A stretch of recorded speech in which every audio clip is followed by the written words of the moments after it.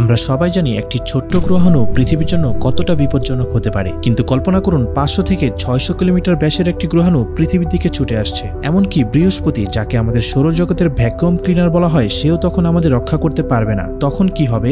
আসলে গ্রহাণুর আঘাতে পৃথিবী আগেও ক্ষতিগ্রস্ত হয়েছে। 66 মিলিয়ন বছর আগে এক বিশাল গ্রহাণুর কারণে পৃথিবী থেকে ডাইনোসরের মতো প্রাণীরা বিলুপ্ত হয়েছিল। এই ধরনের আঘাত আবারও হতে পারে। তাই এই ধরনের বিপজ্জনক পরিস্থিতির জন্যই নাসা একটি বিশেষ মিশন শুরু করেছে, যার নাম হলো ডার্ট মিশন।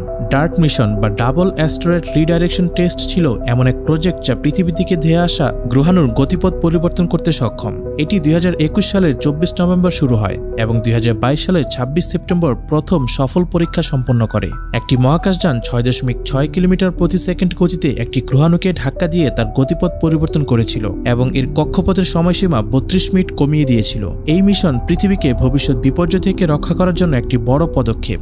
ডার্ট মিশন আমাদের দেখিয়েছে যে আমরা মহাকাশ থেকে আসা বিপদের মোকাবেলা করতে সক্ষম। এই ধরনের আরো ইন্টারেস্টিং ভিডিওর জন্য সাবস্ক্রাইব করে আমাদের সাথে থাকুন।